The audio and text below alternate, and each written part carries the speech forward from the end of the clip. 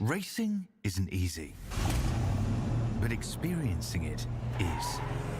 iRacing puts you in the driver's seat with the industry's leading sim racing game. Drive on laser scan replicas of the greatest racing circuits from around the world.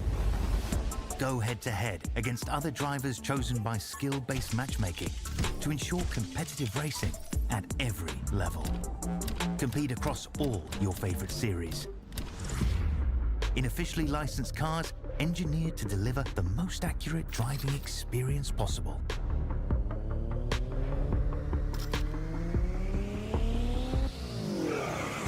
Join a race or host your own with players from across the globe.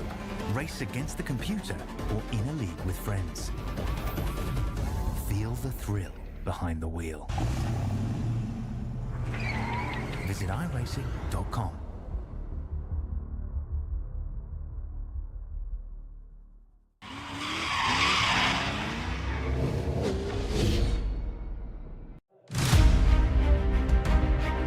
Welcome, race fans, to the high-speed Cathedral of Horsepower, Michigan International Speedway in Brooklyn, Michigan. This 2-mile D-shaped oval is one of the fastest tracks in all of motorsport, where drivers will rocket into the corners at over 200 miles per hour with barely a lift of the throttle. With its wide racing surface and sweeping high-speed turns, Michigan is all about momentum, precision, and bravery. One small mistake, one moment in dirty air, and you're fighting the car all the way up the track. The draft will play a massive role today. Expect big runs, late moves, and side-by-side battles as drivers search for clean air and maximum speed. It's a place where inches matter, nerves are tested, and races are decided in a blink of an eye. Strap in, because at Michigan, it's full throttle from start to finish. Thank you very much for joining us here on behalf of Racers Nexus Broadcast Studio. Welcome, Freedom Motorsports Alliance, to another wonderful round for their Cup Series. I'm your host, Auger Bakshi. Joining me in the booth is Rob. Thank you very much, Rob, for joining me tonight and providing us with all these lovely cameras that are provided by Track Cams for Gourmet. As I said, tonight we are located in Brooklyn, Michigan, with a track width of 73 feet, banking at the turns of 18 degrees, capacity of 56,000. Michigan is definitely known to be one of the fastest and one of the loudest in the country. Yeah, it's looking like it's going to be a fun one here tonight, Saga. We're picking up this series. We cover the Monday night and Thursday night. The GT3s are on the channel tomorrow night. Prototype racing on Thursday. So welcome into the NASCAR Next Gen field. You can see there we're in week number 2 at Michigan here. Next week going to be Chicagoland. Kind of a similar track here to Michigan. Big wide open spaces. Should be a good rest of the season here. A couple off weeks towards the end of May. But you know what? Nice grouping of tracks there. Absolutely. We've definitely picked the best of the best. And speaking of the best, here are some of them here with the Freedom Motorsports Alliance. James Ifwa with 42 points leads the 28 over the 8, and then the 888 of James White, 9 points back from there. Zachary Tankersley, 10 points back in the number 23 in 5th. Tiffany Ellis in 6th. William Gay in 7th. Ryan Peters in 8th. Tommy Thompson in 9th. And Matt Mars in 10th. Yeah, I think we got Matt Mars tuning in chat, ready to cheer on a couple of his fellow admins. Matt, one of the admins, kind of spends more time on the prototype and GT3 side of things, but you know what? It's good to see he's out racing in all 3 categories. I believe he's away this week, so he's going to have to cheer from the sidelines here as we're in the middle of qualifying, Sager. Looks like we only got the one car left on track right now, and it's Donald Ray yet to put in a lap time, so we'll see where he sorts himself into the lineup here as he crosses the line. Let's see how the 20 ends up faring. Round 1 of the fastest in the world. It's because of the banking that we have coming down through the corners that the drivers barely have to lift. Where does Donald Ray end up faring at the end of the day? Tiny lift of the throttle as we get into the back stretch. Tankersley and P19 just off of the board right there. 1 lap left to go. This will be the final countdown, and that's all he needed for Ray. 38.9, the blink of an eye. That's all he needed. 12 thousandths in front of Matsko. Yeah, he's just sitting back. One of those drivers that might have to put him into the sandbagger category here, Sauger. Let everybody else go out, put a lap in, then waits to the last second. Had that target, knew what he had to shoot for here. He's got one more lap to see what he can do, but right now, solidly sitting up on top of qualifying. It looks like he's actually going to run out of time there as the clock is going to just remove him from eternity, just like Thanos. Well, the ARCS racing team is going to be pretty pleased with that last lap dash. The 2.3K iRating driver of Donald Ray is going to top the charts, and we'll get the official grid here in just a few moments. But I've got to give a big shout out and thanks to our sponsors tonight, Apex Sim Racing. And here's our starting grid with Ray and Chase Matsko lining row number 1. Row number 2 is going to belong to Brock Morris and Austin Smith. On the 3rd, it will be Najoel Steely and Jeremy Elshman. And row number 4, it'll be Tiffany Ellis and Clay Sarton. In the 5th, James Efwa and PJ Wetline. Going over to row number 6, Richard Covington Jr. and Jay Davis. In row number 7, David Guimond and Cody Brewer. Row number 8, James White and William Gay for Ramrod Motorsports.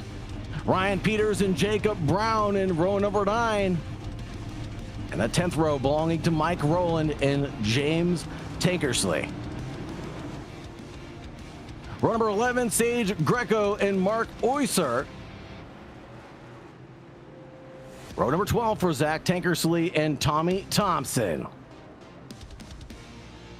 25 for George Buck and Tame Fast Repair. And there will be none tonight for the drivers for these 50 laps of running. They're going to have to make do with what they've got and run cautiously out on the racing circuit. Yeah, our driver's going to have to choose wisely when they decide to push the limit here. Sauger, as you mentioned, no quick repair. I think that's probably a wise choice. It seems like any of the leagues that we broadcast that don't offer that quick repair option, it kind of lends itself a little better to a little more courteous driving where the drivers don't have that knowledge in the back of their mind that if something does happen, they can just pop back into the pits and take advantage of that quick repair. They have to be a little more responsible when on track. Absolutely. When you know you've only got one life to live, you're going to take care of it a little bit more carefully than not. I think the drivers all know what's on the line tonight, as there's a whole heap of points ready to go after. We've got an amazing lineup of 25 drivers on this grid, from Donald Ray down to Tommy Thompson. It's going to be action-packed here. Ready to go. Green, green, green. It will be Donald Ray taking the green flag. Donald Ray with a nice jump over Brock Morris. Brock, we see him in GT3 and prototype racing, so we know he's a strong contender in there, so I expect to see a lot of challenge for him towards Donald Ray. It looks like we have a little bit of tip here from Matt Mars in chat, actually saying it's the home track for Brock Morris, so I'm sure he's going to be pushing hard to try and take the win. If it was my home turf of Laguna Seca or Sonoma Raceway, you know, I would be pushing as hard as possible. And my aunt grew up in Michigan, so you could say that this is a home favorite for me as well.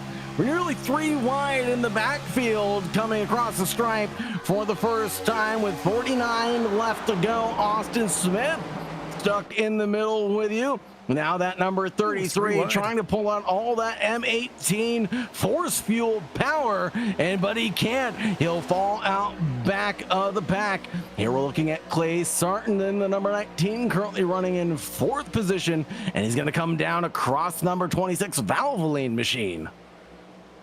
Chase Matsko again, another one of those mins almost had his nose chopped off by Clay Sarton, had to back out of it. He's got Austin Smith right behind him. We saw 3 wide there for a moment, Sauger. So I had mentioned earlier with the quick repairs not in contention here that maybe we'd see a little more calm driving out of these drivers, but it looks like they're ready to go right at the drop of the green flag.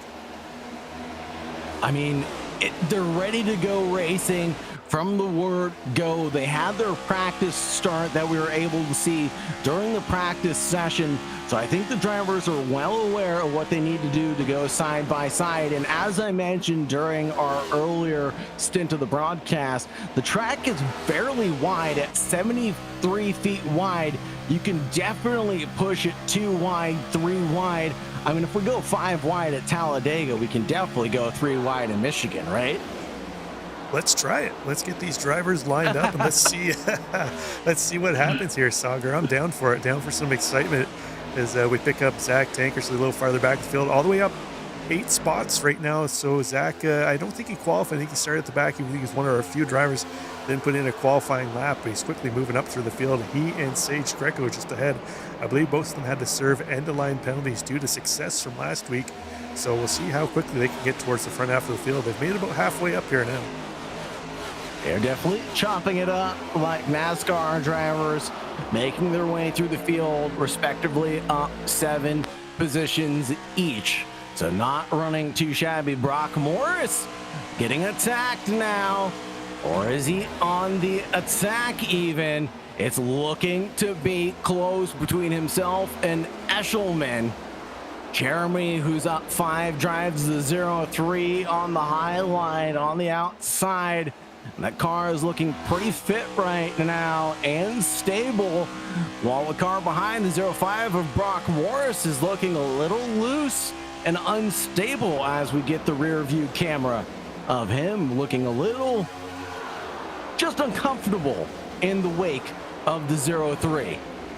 Yeah, we're starting to see some different lines here, Sauger. A lot of drivers choosing to try the high line versus some opting for the bottom line. It doesn't really seem like one line is really prevailing here right now as we're on board with Clay Sarton. And I noticed out of the camera shot just on the far end coming out of turn 4, a little kiss of the wall on the right side for Clay. So he's trying to push that upper limit as far as he can, riding that high side as long as he can, as we see Brock Morris now doing the slide job up from about the second line all the way up into the top line here, trying to hold Sarton in behind him, but Sarton's coming strong and fast.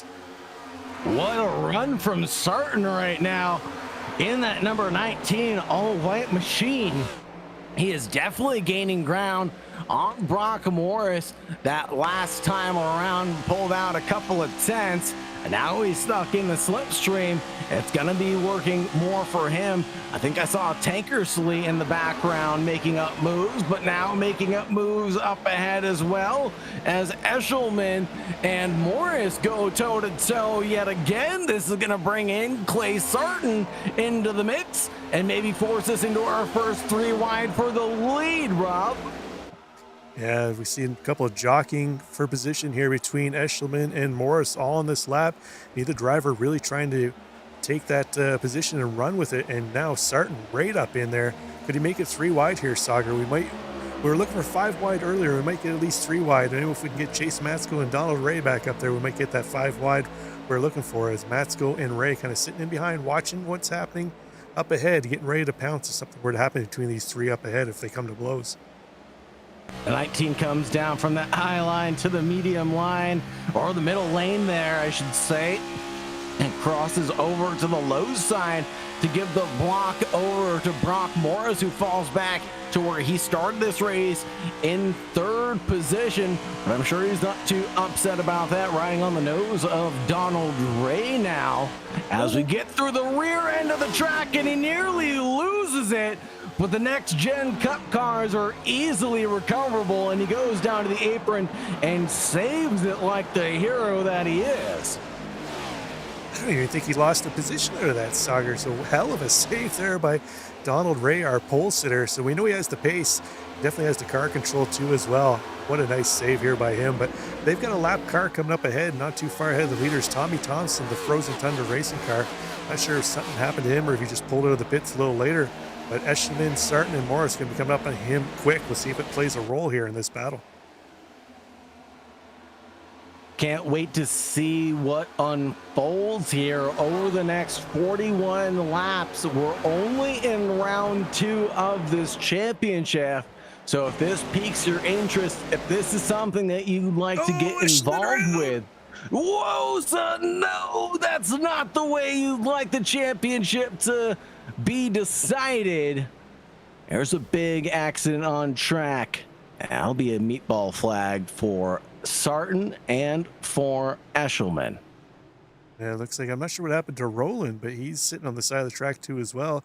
He was a little farther back of that pack, but we'll see if we can catch a quick replay here of what happened. But Jeremy Eshelman was looking strong up front, Sauger. He chased down Brock Morris and got around him, but looks like that back end might have just snapped around on him. But let's take a quick look here and see what brought out that yellow flag. Taking a look here up ahead, and it looks like Eshelman just got a tank slapper and ran into number 19. Yep, tank slapper galore, or the equivalent of that in NASCAR, and just took out Clay Sarton sight unseen, unfortunately there. That caused a big wreck. Rob, how do you make of this accident? Yeah, I think you called it pretty much as it was there, Sauger. Eshelman got loose. Unfortunately, Sarton was the innocent bystander where that got caught up. There's not much Eshelman could do. He was just a passenger at that point in time. But so we got a number of drivers coming into the pits. But the unfortunate guy out of all that too as well was Mike Rowland. Was a little farther back in the pack. Tried to stay out of that. Got down the apron. And sometimes when you get down the apron, you try and get back up onto the banking. There's a little bit of that abrupt change in the angle of the track. And it looks like he just unsettled his car and around he went. But it looks like he was able to keep it off the walls and off any other vehicle. So just a little bit of positions lost there for Rowland. But you see our drivers utilizing one of those spare sets of tires they have in the grid, start and bang into the wall, trying to get that car in there. Unfortunately for him, that's going to cost him even more time. So a rough race here for Sarton. We know they have no quick repair. He's going to be in there for a little bit of while getting some repairs done. But looks like Chase Matsko got a little bit of damage on the front end from that too as well. He was sitting in fourth when the caution came out. He and Donald Ray were starting to move that charge up towards the front. So unfortunate for Matsko, one of our admins. And Matsko, if I'm not mistaken, was sitting in P2 at the start of this race and now falls back very far down the order and continues to tumble down, right now sitting in P20 as it sits, and the driver is getting lined up behind the pace car. Yet again, that'll be Zach Tankersley, and it looks like Zach is, well, one of 2 drivers that haven't come down pit road. Tankersley and Ryan Peters both staying out the Mach 10 Motorsports, and the team of, well, none staying out right now. And there is Tankersley coming in now. Interesting, he chose to wait to come in here, Sauger, and then come in with the rest of the field. But as he was moving up through the field quickly, so I'm wondering if it's just maybe a miscalculation on his part. Wasn't quite sure that the rest of the field was going to come in at the first opportunity. So we'll see now if Zach Tankersley, affectionately known as Uncle Tank in the league, can continue to work his way up through the field. But Sage Greco now is our biggest mover and shaker, up 16 spots into 5th place, along with Ryan Peters currently sitting in first. But as you mentioned, one of, well, I guess now with Tankersley coming into the pits, he's now our only driver that has yet to pit. So we'll have to keep an eye on how well Peters does with those old tires. I suspect the rest of the field with some new rubber under them are going to quickly move past him. And that just brings out a word of caution in my head. Alarm bells are going off thinking, well, we're going to have a driver that's going to be about a half second a lap slower on the race start, consume that low line, and we're going to have the rest of the field try to get by on that race start. It sounds like, I hate to say it, commentators curse, but cautions might breed cautions on this race restart. That saying didn't come to be by no circumstances of its own, Sauger. It's a tried and true, proven statement there where cautious definitely do breed caution. So hopefully all the practice that these drivers did, as you mentioned, we saw their pit party with the faux race start at the end of practice. It worked well for them at the start of this race. We went to lap, I think it was 11 before we caught that caution. So see how much farther we can get here going as we're about to go green again. Green, green, green here in Brooklyn, Michigan, folks. And it's Ryan Peters leading us under these conditions. But will it be for too long as Brock Morris charges down on that low line? It looks like Ryan Peters is well aware of what's about to happen as he charges up to be defensive. Now 3 wide. It's what we begged for, Rob. Now it's what we're going to get. 17, 87, 22 on the high side. And it's going to be green and clean here in Brooklyn. Look at all that space with those 3 cars wide. We could fit another couple in there, maybe even 3 more in there, Soccer. But we're getting things a little dicey in the mid-pack or mid-top 10 here as our drivers battling out. Tiffany Ellis going to move up 1 spot into 6th. It's going to move Nigel Steele down into 7th place. He's dashed 2 on the day, so not the race he was envisioning early on. With Sage Greco, I mentioned it, one of our big movers and shakers, lost a couple spots in that restart, down to only plus 14 gain on the day into 7th place. But Ryan Peters, story of the restart here, lost a spot quickly to Brock Morris, but has been able to get back around them on those old tires. I definitely did not have this in my bingo cards tonight. I definitely thought he was going to get consumed by the field on the race restart. But Ryan Peters knows what he's doing better than me. That's why I'm behind the mic and he's behind the wheel, Rob. Absolutely. We should take in a point out here. Ryan Peters, we get a nice spread of iRating in this session too as well. Drivers from about 1,400 all the way up into 4,700 with Sage Greco. But Ryan Peters, Brock Morris right in the 2,400 range. So very, very competitive as far as skill rating here amongst our top 3 drivers. Donald Ray too as well, 2,385. So not really surprised we see these 3 battling up front of the field. With all these different strategies coming out, you would have thought that someone would definitely be on the advantageous one, but it's not quite clear yet as we haven't approached the halfway point of the races. James White in the 888 is going very slowly, and he's clearly got the meatball flag. Yeah, meatball flag out for James White. Unfortunately, I'm not seeing anything flagged in our system here, so I'm not sure what happened to him. Maybe a solo spin, but unfortunate end of the race for James White. Without that fast repair, it might unfortunately be the last we'll see of him tonight. But it is a long race with 33 left to go here for round 2 in Brooklyn, Michigan. Anything can and will happen.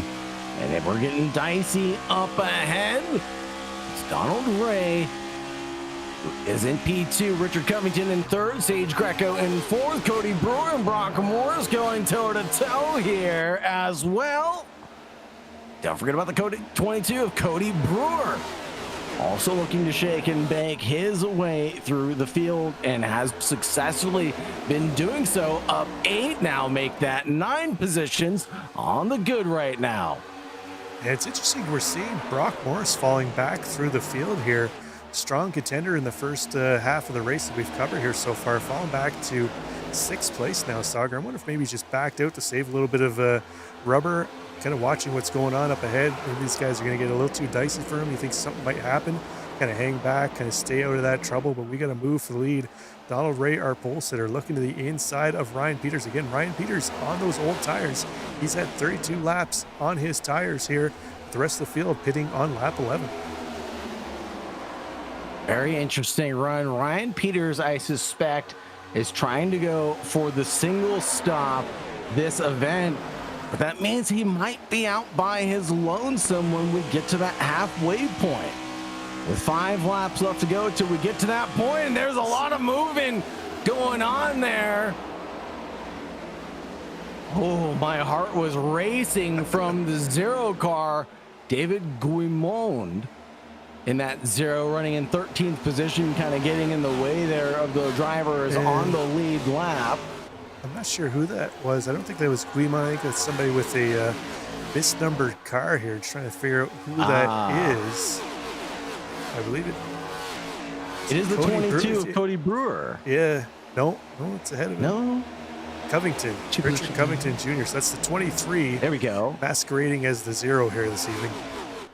So that is for position, folks. That was not a lap car. My misspeaking on that note. Sage Greco, importantly, challenging for the lead. Can the Threshold Motorsports car recover from the back of the field out into the lead? He's where he wants to be at the halfway point, but will probably come in with Ryan Peters, and maybe they can work together. It's unheard of, right, for racing drivers to work together, but I hear in NASCAR, that's the thing you have to do. Yeah, sometimes it happens, but we're going to start getting into an interesting strategy here, Sagar. We mentioned that Ryan Peters didn't pit, so that means he didn't take any extra fuel. So if we were to go green the rest of the way here, he's going to have to come in before the rest of the field to at least get some fuel, if not tires too as well. So I'll have to keep an eye on that strategy if it goes green here to the end. There's something to consider as well. You're absolutely right. As the 5 and the 17 exchange a little bit of paint for the lead. But no love lost between drivers. They're going to be green and clean still. I love that this field has had literally one accident so far, and we'll call that as it was, truly an accident, because a loss of control of the vehicle is something you typically, well, can't control. That one caution that was brought out did bring out the pit stop cycle. And now we do officially have that change for the lead. Sage Greco and Ryan Peters now fall P1, P2. Greco up 20 positions and can gain no more. As we look further back, Cody Brewer trying to challenge with Morris, who's continuing to fall down. Yeah, I'm thinking there's got to be a strategy here, because he was strong at the start here, Sagar. We know it's his home track too as well. I think it's just a matter of conserving his equipment here, staying it behind. Could even be a little bit of fuel saving here. As I mentioned, if we go green the rest of the way, they're going to have to come in and get a little splash of fuel potentially. I'm not sure what they're limited to, but I think they probably need to get a little more fuel. I don't think they can make it all the way with that splash they got on lap 11. So maybe he's doing a little bit of lifting back here, trying to save a little bit of fuel so he can spend less time in his pit box. So we'll keep an eye on that, how that works out. But we got some drivers battling a little farther back in the field here. We got Jay Davis currently in 12th place. He's got George Buck just up ahead of him. George up 14 spots. Another one of those drivers start at the back. Mach 10 Motorsports Machine. You see them all up and down. FMA from the 3 various series that we cover. So we know Mach 10 Motorsports drivers, ton of speed here. George Buck's showing that as well, just outside the top 10. George Buck coming in towards turn 1 with a wide entry. That'll bring out the caution period as the, oh my goodness, Tanker Slee was involved in a huge wreck there. Oh my goodness. That's a 38 of David Guimond, masquerading as the 00 that we were talking about earlier, and that car's definitely got some radiator damage. As Lightning McQueen would say, the radiator's blown. We'll take a look here at what happened there. We see Tankersley on the inside, Guimond on the top. Not sure if it was a matter of the car on the top coming down. Oh, looked like Guimond kind of came down a little bit, kind of arc into the corner. But unfortunately for him, Zach Tankersley was already occupying that space. Man, always indecisive if I was a race steward to decide how to pass blame or judgment when it comes to NASCAR. You give me a road racing incident, I'll pass blame and judgment all day of the week. I'll blame both parties for all I care, but NASCAR is so hard, and especially when it comes down to these next gen series cars, it's so hard to tell who lost control in what portion of the track. But Rob Campbell, you called it as you saw it there. Yeah, it's, you know what, I think that just comes down to a racing deal.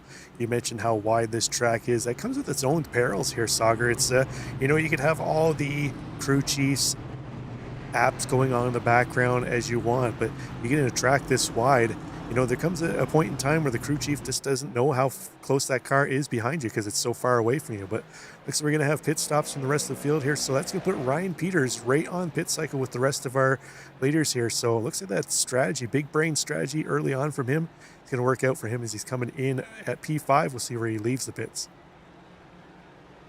Definitely right where he wanted to be at lap 25, hopefully able to run to the end, at least for his 3000 IQ strategy. Number 5 Havoline car gets its service, mounted up on the jacks on one side, mounted up on the jacks for the other side. Gets his full change of tires and rolls back onto the asphalt here in Brooklyn, Michigan. We got some more interesting strategy at play here now.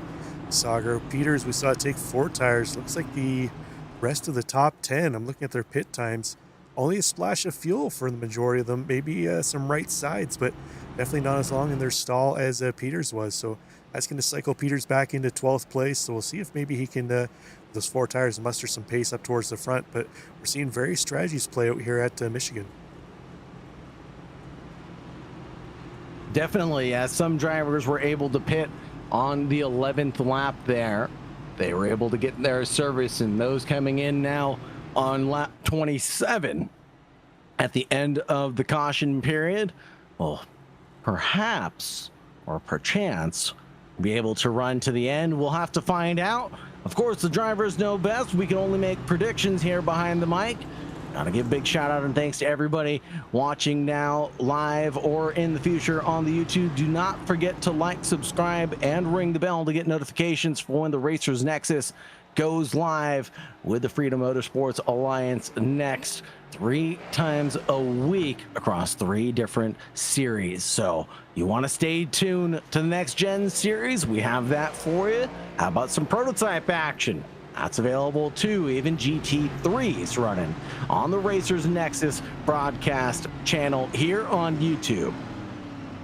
Yeah, we got this league well covered. Basically, any kind of racing you want to have, they got available to you. And if you're interested in joining the league, you find the Discord link for their league in the description of the video. But while we got 1 lap to go here before we head back green, Sagar, let's give a quick shout out to our channel sponsor, Apex Sim Racing, where you can find yourself a 5% discount code in the description of the video. Use that to get 5% off anything they sell in store, from their own brand of Apex Sim Racing accessories to products and brands from SimMagic, SimiCube, Moza. They even sell PC systems and chassis and rigs, basically everything you need to get yourself on track and out here racing with the Freedom Motorsports Alliance drivers.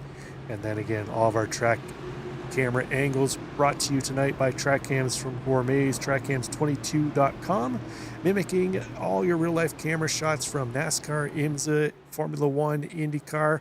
Basically, whichever track it's at, he tries to mimic those camera angles. So thank you again to them. But so we're getting ready to go green here. Drivers heading through turn 4. Sagar, they're going to pick up the green flag here shortly.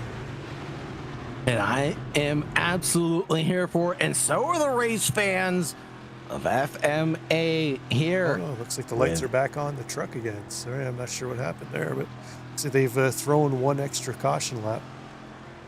Well, on lap 29, make that lap 30 now as the leader crosses the line. We'll head into 1 more lap of caution running as David Guimond heads down pit road. It should be the last of the pit stop cycle. Jeremy Eshelman still in the pits, and James White of that 888 in the pits as well. Yeah, we're now down to 18 cars on track. Some might have a little bit of damage. We saw Chase Matsko with some damage on the front end of his car. Looks like through various stops through pits, he's been able to get that repaired and back on track. So we'll see how he does here now.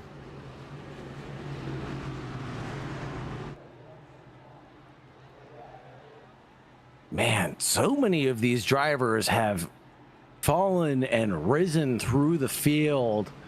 Just to highlight a few, Chase Matsko down 16, Eshelman down 13 as he heads back out on the racetrack. Williams Gay up 12, Jacob Brown up 13.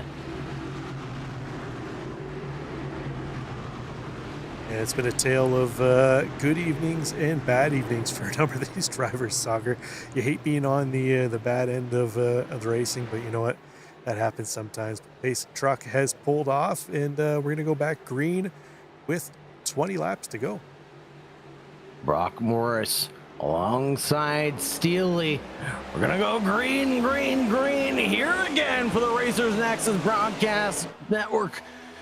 Going in towards turn one, like I said earlier, it's gonna be a lot of momentum over braking here in Michigan, folks. It's gonna be a challenge for the drivers to control that speed as they jostle for position. It got a little dicey there for a minute as the 22 backed out and was nearly gonna run into 17 up ahead.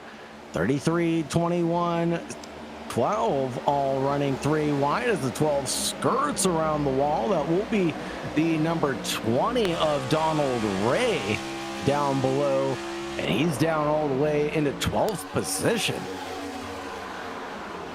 Yeah, long pit stop last time for Donald Ray, our pole sitter, so we know he's got the pace. We'll see if he can work his way back up through the field as he makes his way around James Afa in the Majors Motorsports machine. So we'll see how well Afa can stay tucked up on the back of Donald Ray's bumper, but look who's out front. I mentioned it, maybe saving a little bit of fuel, working on a little bit of strategy here. Brock Morris has got himself up to the pointy end of the field here, Soccer, with 19 laps to go to correct myself again, 18 laps to go as they cross the line. Drivers are putting in too many fast laps for us to keep track. Just 18 laps remaining, folks. It's still anybody's ball game. From down and out to the bad luck that some drivers have faced, to now Greco charging through the field, makes his way up into P3. Here's William Gay with a good run as well, trying to follow suit on Greco. Looks like Brewer making a move around the outside of William Gay too as well. So William losing a couple spots, but he's still plus 11 on the day. But Sage Greco 18 spots gained. As Drake would say, start from the bottom, now he's here, Sauger. Absolutely disgusting, I will admit. Just disgusting. Starting from the bottom, now we're here. That's absolutely what Drake would say.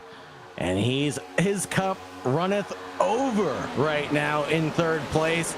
Well, I think the man is still looking for more tonight, as third place is just the tip of the iceberg, as P1 and P2 are very much on the cards, but maybe not so much for the man running in P11, Donald Ray, trying to exchange blows with Wetline here. And Wetline on the low line. Ooh, the 317 slowing up real quick. Ray and Wetline really had to get over the throttle there, Sauger, not to get into the back of the 317 of Jay Davis. So not sure if he got a little loose off the corner, but they had to whoa up real quick, otherwise we might have seen. Oh, it might see it yet here as Wetline gets into Davis, and nice save. Oh, he's coming back up. Oh no, Wetline gonna take that one into the wall. Tommy Thompson wrapped up in that too as well. So I was trying to give him the benefit of the doubt that he was going to save it, Sauger, just when I thought he had it saved. Wetline got the old frozen hands, afraid that Wetline was coming up, and that Davis was going to come up and get into him, and tried to save it, but unfortunately collected up Tommy Thompson too as well. So a couple drivers that we're going to lose out of this one again. That's going to put us down to maybe about 15 cars on the lead lap. It's been green and clean for a majority of this race, but truly accidents have only happened twice so far on lap 37 of 50 here tonight. And let's get a replay of what happened in the backfield. And you can see the number 3 just gives that little love tap, gets the scare, and heads up and out of the way. And that will be it for number 3 and the 65 of Tommy Thompson. Well, he was just watching the whole thing unfold and drove right into the number 3, and hopefully doesn't have too much damage. And let's take a look at Tommy's car here. Yeah, he's unfortunately going to be feeling that one. I suspect he's probably got a little bit of steering issues too as well. That's probably going to be race ending here for Tommy. It looks like he's probably going to try and do a few more laps here, but I think the inevitable is going to come into play there. Absolutely. And at what point are you just a hazard on the racetrack? And at what point are you no longer having fun as well? That's the thing we're all here to do, is have a good time and enjoy the company of others, let's say. And one of the things that I love the most about sim racing is the community that unfolds from it. And like Rob was saying earlier, if you want to get involved in a racing community, come check out the Freedom Motorsports Alliance, as they race many times during the week, and a whole plethora of cars come down pit road. And that's perhaps a little unscheduled. Rob, what do you make of this? Well, it's interesting. We saw some drivers stay out on the initial stop. One of those drivers was Ryan Peters, who, you know, when he was starting to make his way up through the field, we know he has the those fresh tires that he picked up last stop. But Brock Morris, our leader, looks like he stayed out too as well. He's gonna try his chances here at his home track without stopping. But these drivers coming in, we're gonna go green.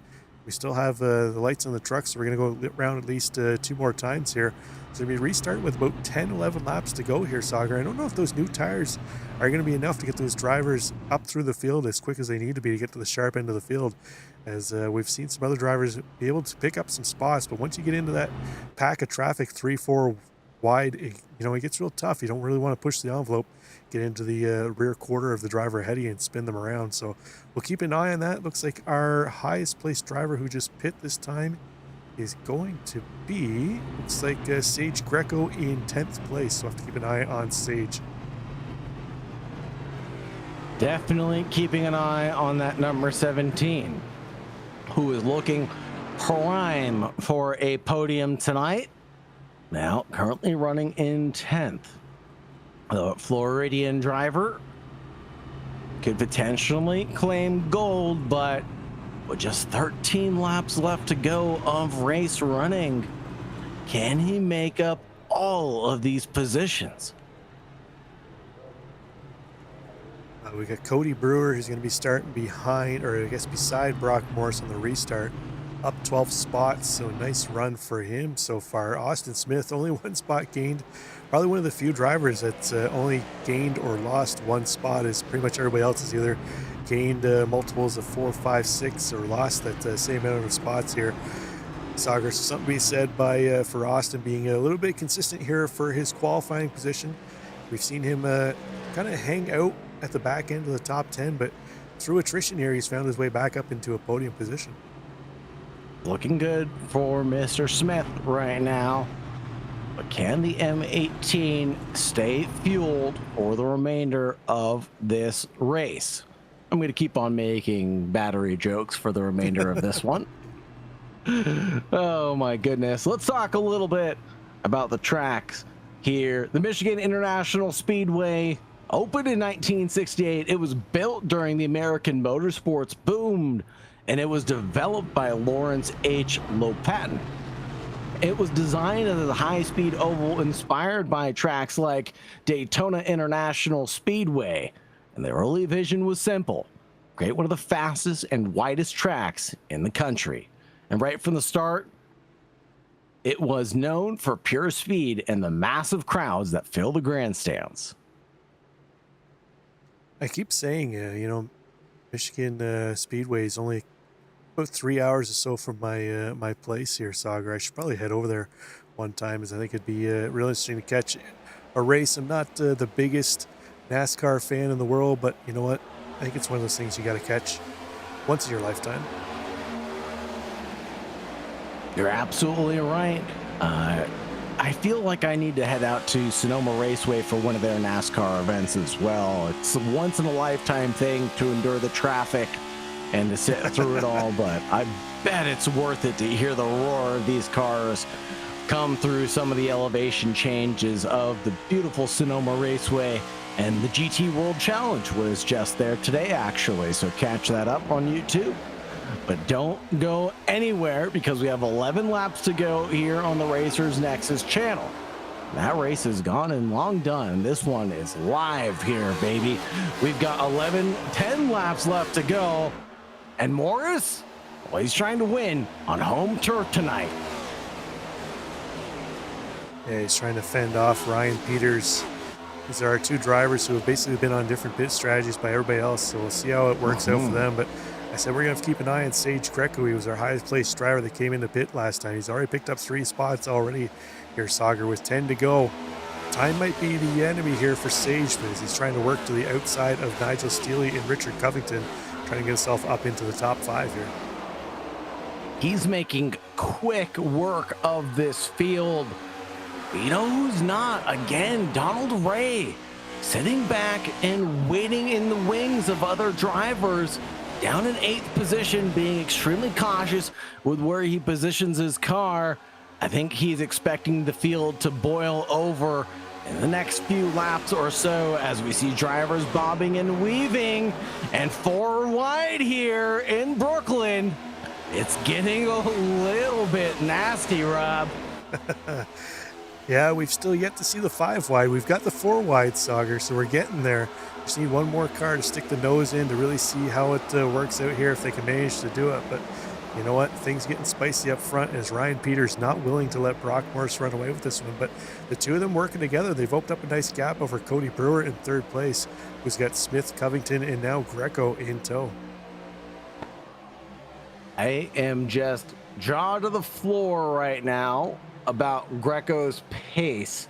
He's been able to close down the gap lap after lap on the rest of the field. Richard Covington Jr. must be hearing the Jaws music playing right now, because Sage Greco is absolutely looking menacing and glued all over the rear wing, but goes high, stays high, and that door is wide open for Greco to charge through, but now it's getting shut on him by Richard Covington Jr.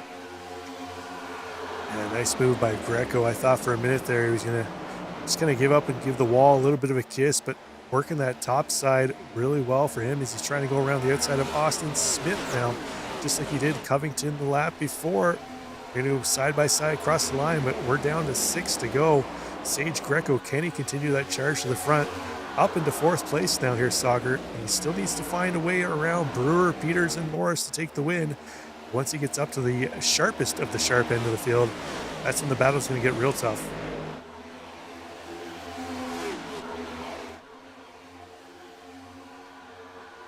Just 5 to go when the leader crosses the line now.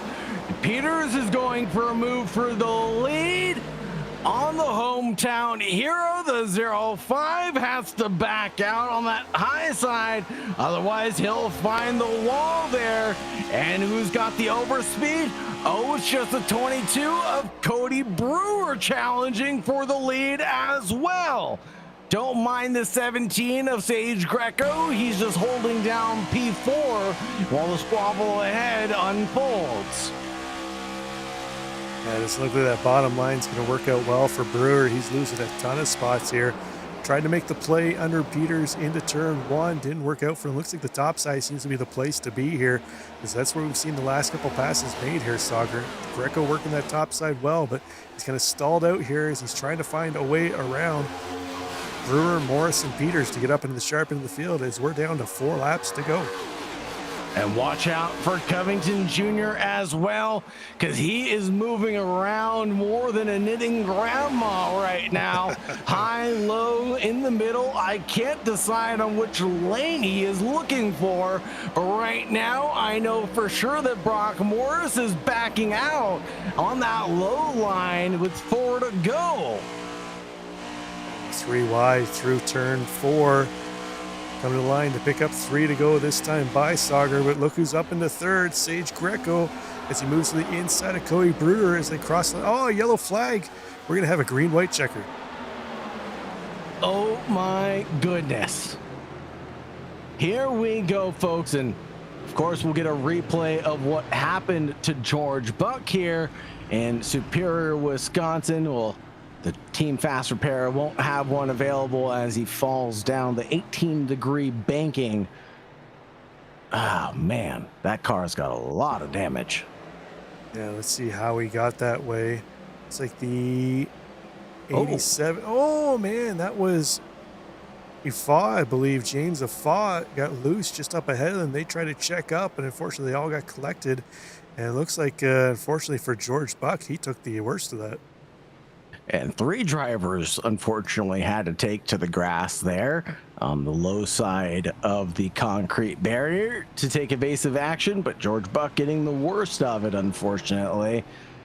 And like you said, we'll get that green-white checkered here. There's an 88 of James Effall getting definitely helped. He didn't jump all on his own. He was more likely pushed based on the investigation scene.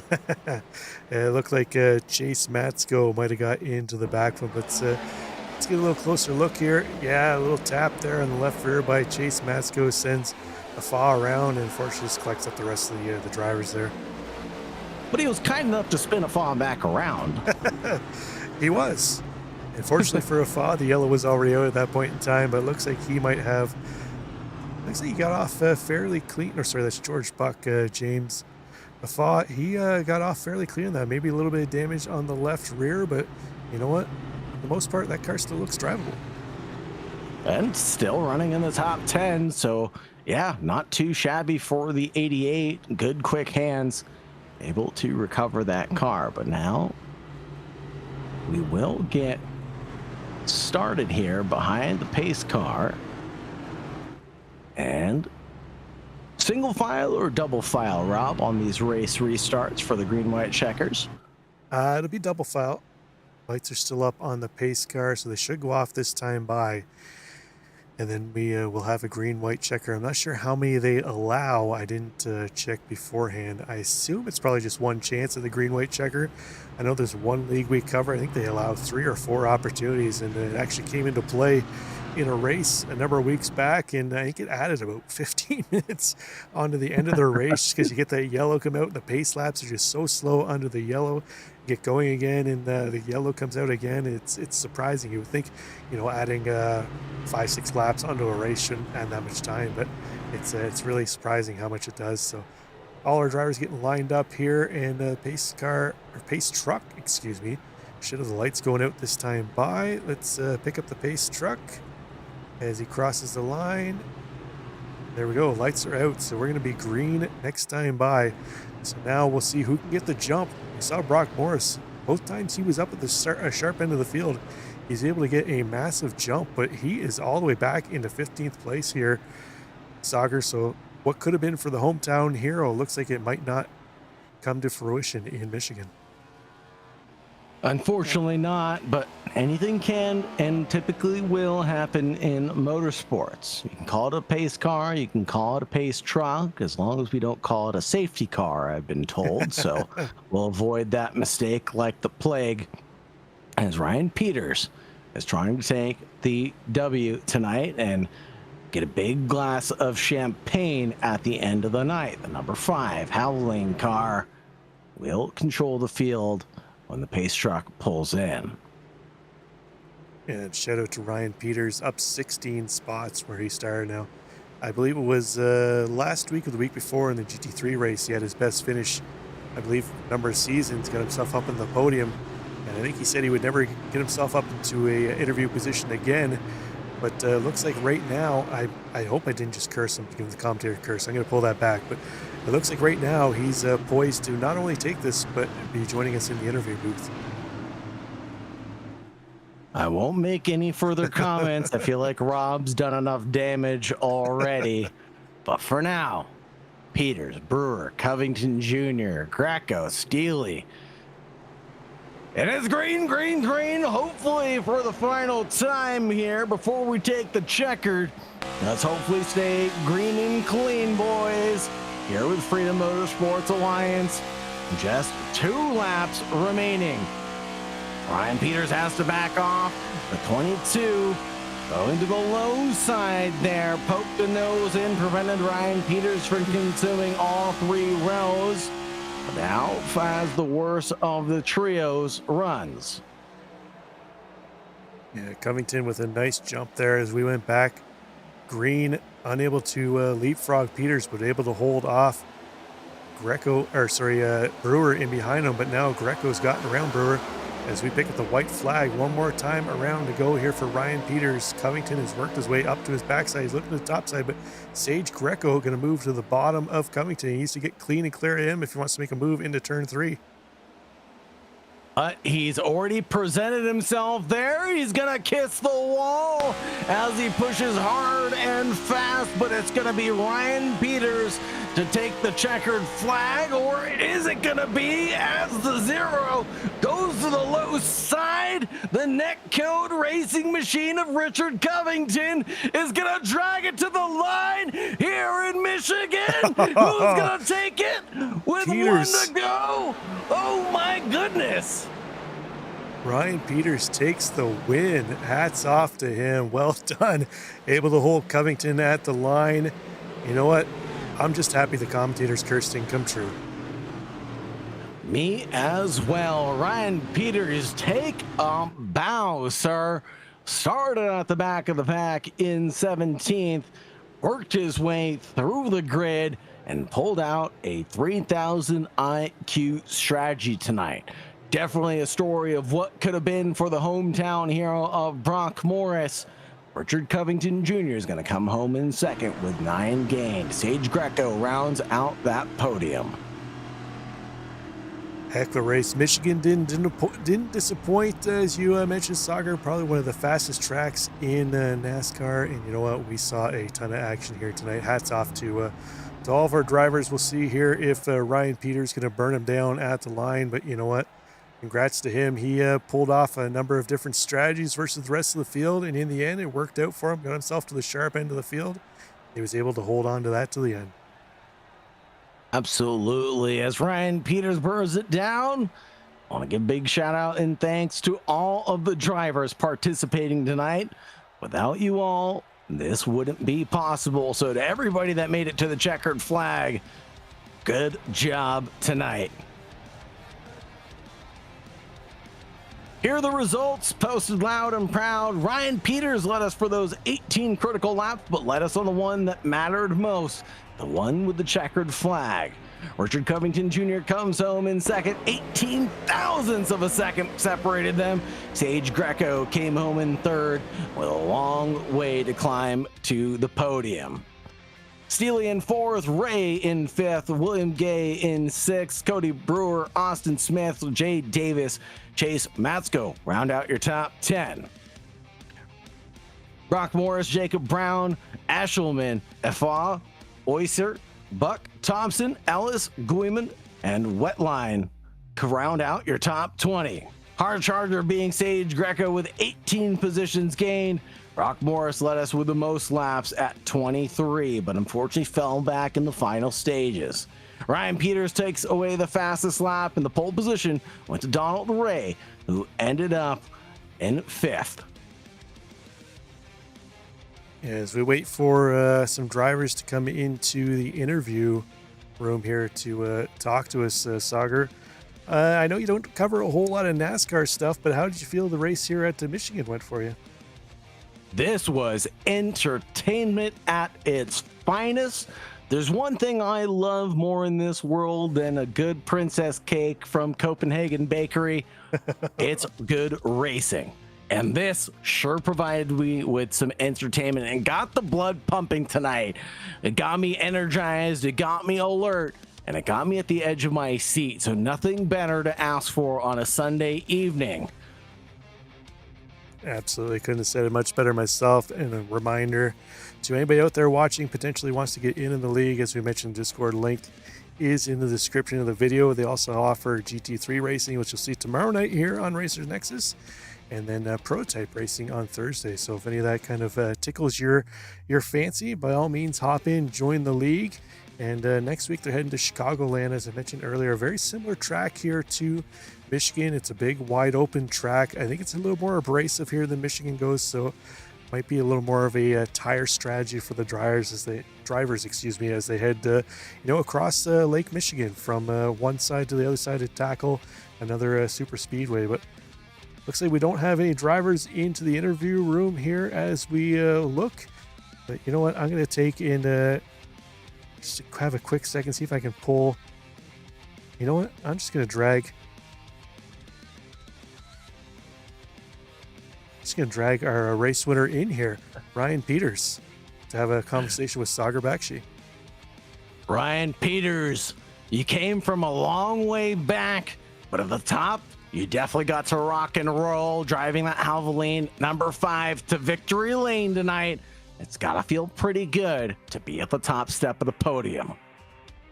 Yeah, man, it's been a really good run here for our race team.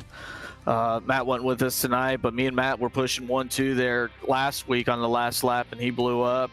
And thankfully, EFAW was able to get the win, and this time kind of screwed up qualifying.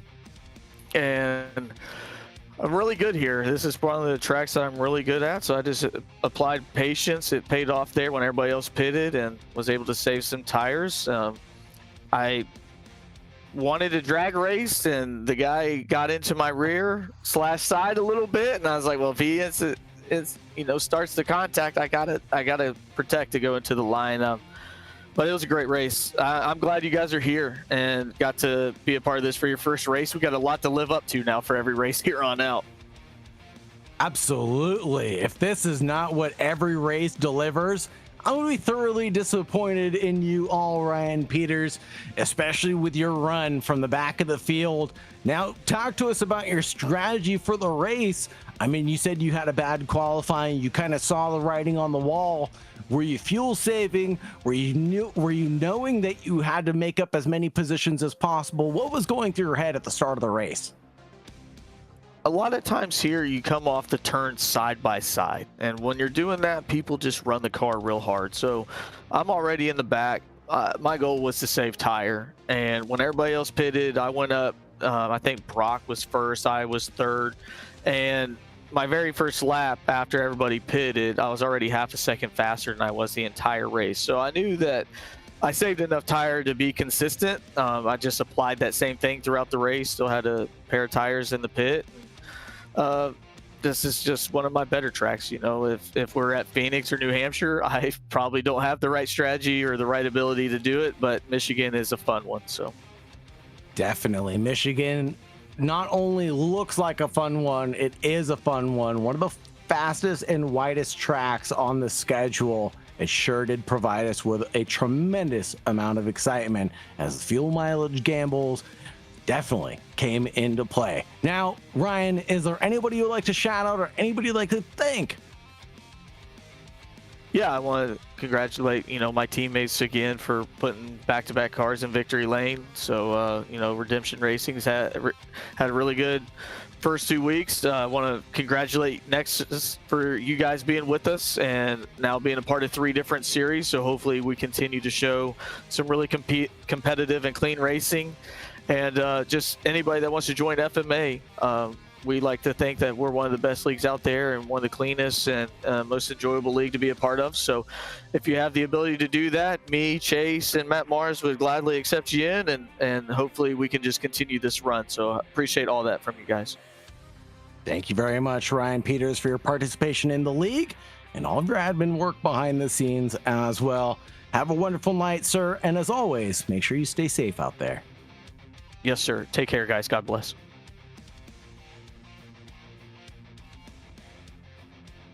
Wonderful to hear from our race winner. Good call, Rob Campbell. So just drag him in and come talk to us. Now, what would you say is your biggest takeaway from an event like this, Rob? Well, you know what? It really showcased that you can have some clean racing and still have close, tight racing here, Sagar. A lot of courteous racing from all the drivers, as Ryan mentioned. They kind of pride themselves, something we see in the other 2 leagues to make it to 3 total that we broadcast here at Racers Nexus. It's always clean racing. They pride themselves. They go heavy with the penalties if you get involved in something, and I think that really kind of makes for courteous racing. We love to see it. So you know what, it makes for good racing. You don't want to watch yellow flag pace laps, and we only saw a couple of them here tonight, and we saw some tight racing. So I'm looking forward to next week at Chicagoland. Absolutely. With only 4 true acts accidents happening tonight, bringing out those cautions. It showed you that the drivers can keep it clean for the majority of these races that we're running. But all good things have to come to an end, and unfortunately, so shall this. But we'll see you in just a couple days' time with more action from the Freedom Motorsports Alliance. Not for the Cup Series, that'll be in 1 week's time, but for more prototype action in GT3s, tune into the Racers Nexus broadcast channel. For production and commentary, it's been Rob Campbell, and for myself, it's been Sagar Bakshi. Thank you for joining us, and thank you very much to our sponsor tonight, Apex Racing. Really appreciate all the love and support tonight you guys have provided watching us live or in the future. Have a great night, and as always, make sure you stay safe out there.